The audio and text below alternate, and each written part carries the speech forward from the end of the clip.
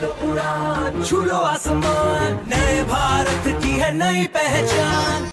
नमस्ते भारत। हम सभी पृथ्वी शैली ज्ञानोदय विद्यापीठ की कक्षा 8वीं की छात्राएं विकसित भारत की टीम, समृद्ध भारत की टीम शांति धारा को लेकर आप सभी के सामने प्रस्तुत है। आप सब जानते हैं कि भारत में कृषि भूमि की उर्वरता लगातार घटती जा रही है। रासायनिक उर्वरकों और कीटनाशकों के अत्यधिक प्रयोग से मिट्टी की जैविक शक्ति कम हो रही है, जिससे उत्पादन में कमी तो आ ही रही है, साथ ही साथ भूमि बंजर भी हो रही है। और इन समस्याओं के अनेक कारण हैं, जैसे रासायनिक खादों का अंधाधुंध प्रयोग होना, जैविक खादों का कम प्रयोग होना, फसलों के अवशेषों का जलना जिससे मिट्टी में ह्यूमस की कमी होना, मिट्टी में जीवाणुओं की संख्या कम होना। सभी समस्याओं से अनेक प्रभाव पड़ते हैं, जिनमें से मिट्टी की जल धारण क्षमता कम होना, भूमि में पीएच असंतुलित होना, फसल की पैदावार और गुणवत्ता कम होना। इन सभी समस्याओं के अनेक प्रभाव पड़ते हैं। मिट्टी की जल धारण क्षमता घटती है, भूमि का पीएच असंतुलित होता है, फसल की पैदावार और गुणवत्ता में कमी आती है, मिट्टी में सूक्ष्म पोषक तत्वों की कमी होती है और किसान को अधिक लागत और कम लाभ होता है। और इन सभी समस्याओं का सामना हमारे किसान, ग्रामीण समुदाय, उपभोक्ता, पर्यावरण और देश की अर्थव्यवस्था जैसे अनेक भागों को करना पड़ता है।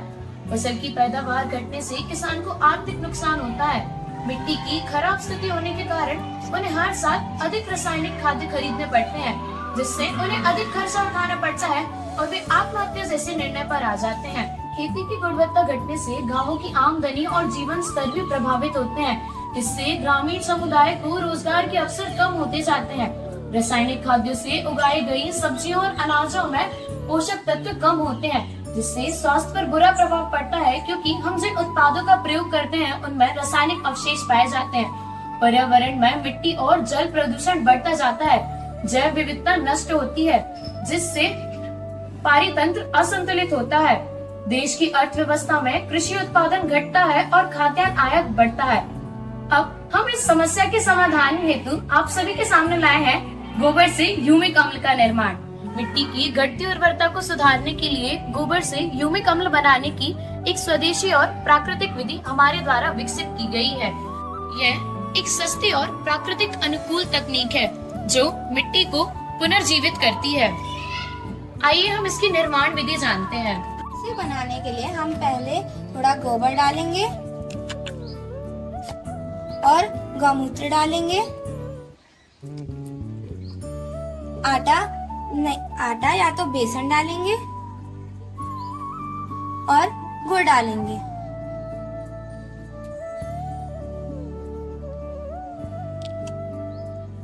और हम थोड़ी इसमें मिट्टी डालेंगे, और अगर आपके पास कंपोस्ट हो तो कंपोस्ट डालिए।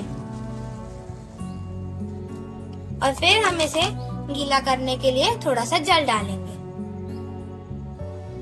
और इस सारी सामग्री को फिर हम एक डंडी की मदद से मिला देंगे।